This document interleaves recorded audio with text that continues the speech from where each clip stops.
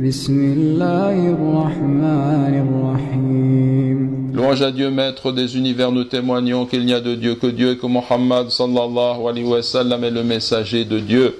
Mes chers frères et sœurs en islam, je vous recommande ainsi qu'à moi-même la piété, le fait de craindre Dieu. Allah est avec ceux qui le craignent.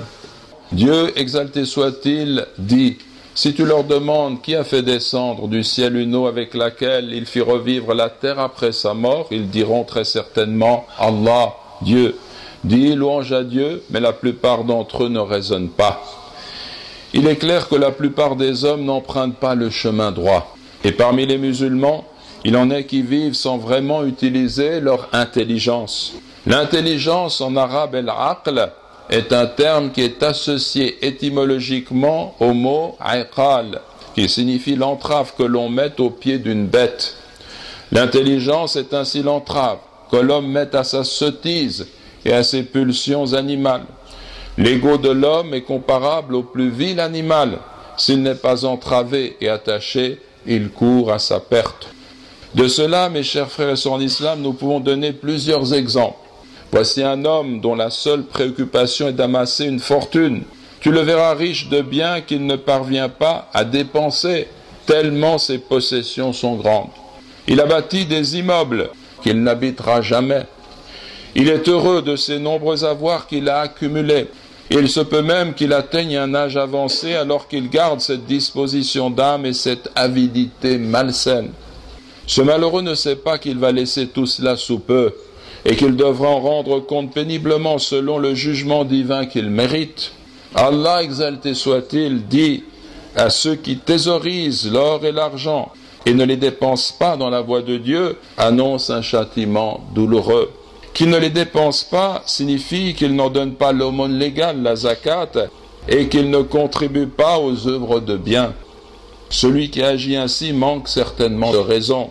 Le messager de Dieu sallallahu alayhi wa sallam a dit: le sage est celui qui soumet son âme à un examen sévère et qui agit en vue de l'après-vie. Le sot est celui qui laisse son âme suivre sa passion et qui met en Dieu de vaines espérances. Autre exemple. Voici un homme qui court après ses désirs et qui est le jouet de ses pulsions sexuelles. Il regarde sans réserve ce qu'il est interdit de regarder et il ne résiste pas à la séduction des femmes. Notons que cela se conçoit aussi réciproquement pour les femmes qui ne connaissent pas de limites. Ils tombent même dans la fornication sans s'en soucier, alors que Dieu, dans le Coran, dit: et n'approchez point la fornication. En vérité, c'est une turpitude et quel mauvais chemin. Cet individu aussi manque certainement de raison, parce que l'homme sage est celui qui bride son âme et la contraint à ne pas sortir du domaine de ce qui est licite. Il sait mesurer, avant d'agir dans le mauvais sens, les conséquences néfastes de ses actes. Combien de plaisirs éphémères qui durent quelques instants ont engendré de très longs regrets. Autre exemple encore. Voilà un homme qui est entièrement dominé par le goût des honneurs et du pouvoir. Et pour satisfaire sa passion, il se livre aux pires injustices. Tu le vois s'emparant de la souveraineté de façon illégitime, volant terres et biens ne lui appartenant pas, dilapidant les ressources de sa communauté. Son seul souci est d'avoir une complète autorité sur les autres, sans que nul ne puisse lui disputer le trône qu'il s'est adjugé. Ce tyran est lui aussi un triste sire, parce qu'il a oublié que la royauté n'a pu parvenir jusqu'à lui qu'en abandonnant son prédécesseur, et que très vite, il lui arrivera la même chose. Puis devant Dieu, il devra rendre avec difficulté des comptes qui le conduiront à sa perte. Ne savais-tu pas, misérable despote, que ton royaume était passager et que tu reviendrais à ton Seigneur? Ainsi, Pharaon n'avait aucune intelligence, ni ceux qui l'ont soutenu dans ses égarements.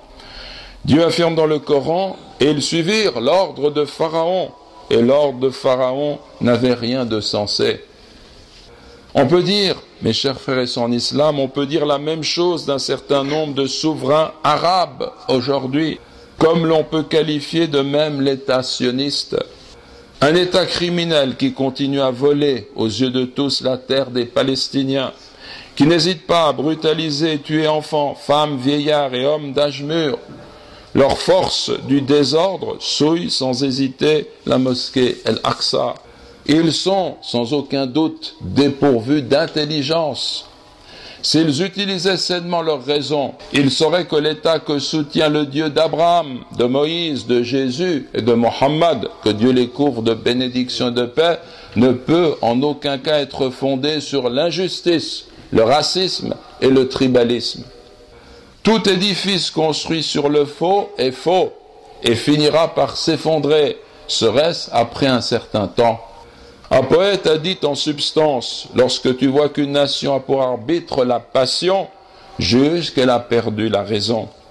Et que cette nation soit arabe ou juive, mes chers frères et sœurs en islam, la règle est la même pour tous. Nous demandons à Dieu, exalté soit-il, d'illuminer nos cœurs et nos esprits, de nous donner victoire sur nous-mêmes et sur l'amour excessif de l'or, du plaisir et du pouvoir. Allahumma amin, Allahumma amin.